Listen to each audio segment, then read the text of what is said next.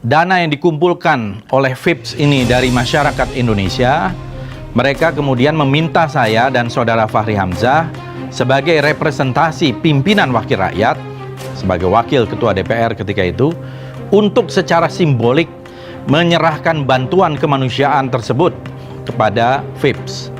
Penyerahan bantuan simbolik ini diabadikan oleh wartawan yang hadir. Jadi pertemuan itu adalah pertemuan yang terbuka.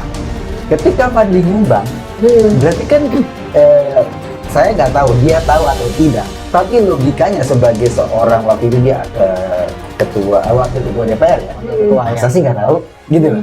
Salah satu orang yang juga di HASI, pemimpin HASI itu namanya Dimas Angga.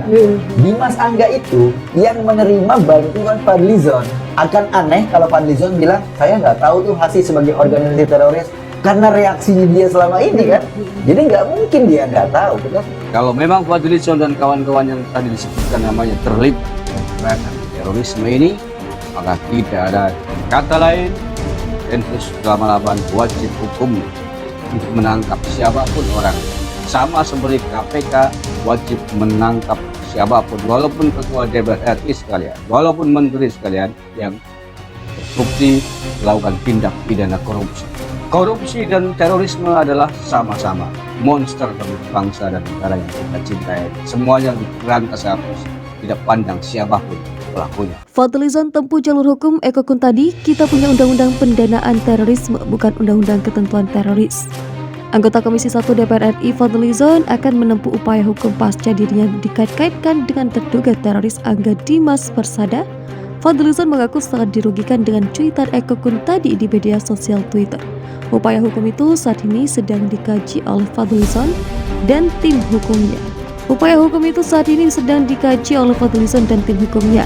Saya telah mengkaji dengan tim hukum untuk mengambil langkah hukum yang diperlukan, kata Fadlizon melalui channel YouTube Fadlizon Official seperti dilihat FIN pada Kamis 17 Maret.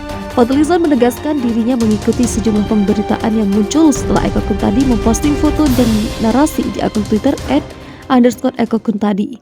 Saya mengikuti beberapa berita yang dimulai dari cuitan seorang buzzer yang isinya mengaitkan seolah-olah saya punya kaitan dengan seorang terduga teroris yang baru saja ditangkap Densus 88.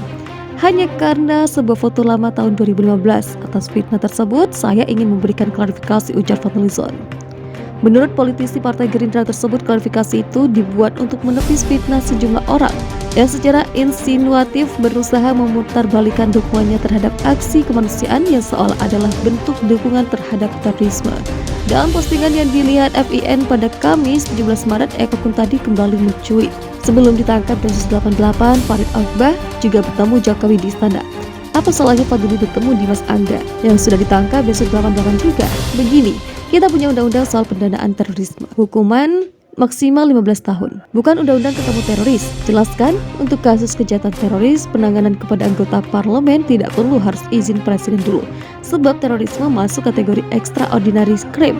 Tulis @_Eko Kuntadi. Seperti diberitakan anggota Komisi 1 DPR RI Fadlizon protes dirinya terkait. Anggota Komisi 1 DPR RI Fadlizon protes dirinya dikait-kaitkan dengan Hilal Ahmar Society Indonesia HASI.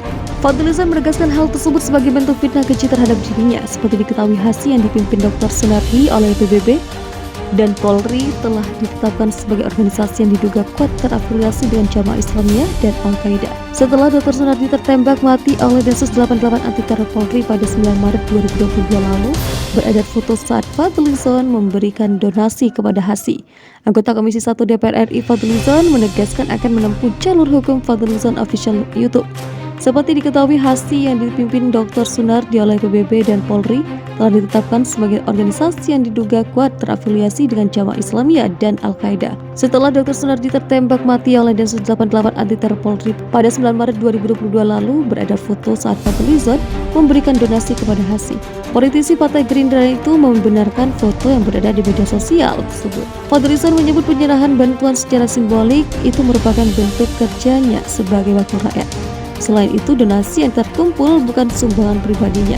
Menurut Fadlizon, pertemuan itu terjadi pada 2015 silam yang saat dirinya menjabat sebagai Wakil Ketua DPR RI, Koordinator Bidang Politik, Hukum, dan Keamanan, Korpolkam periode 2014 hingga 2019. Upaya untuk mengait-ngaitkan dengan terduga teroris adalah fitnah belaka. Secara politik, saya menganggap ini adalah fitnah yang kotor. Sama seperti kalau ada yang mencoba mengkaitkan Presiden Jokowi dengan terorisme hanya karena pernah menerima terduga teroris Farid Ogbah di istana. Sebagai informasi, pada 29 Juni 2020, Farid Ogbah pernah diterima Presiden Joko Widodo di istana. Pada tanggal 16 November 2021, Farid Ogbah ditangkap oleh Densus 88. Farid Ogbah ditangkap oleh Densus 88 sebagai terduga teroris. Apakah dua peristiwa yang berlainan itu bisa dikait-kaitkan? Tweet Fadlizon melalui akun di Twitter miliknya @Fadlizon seperti dikutip FIN pada Rabu 16 Maret.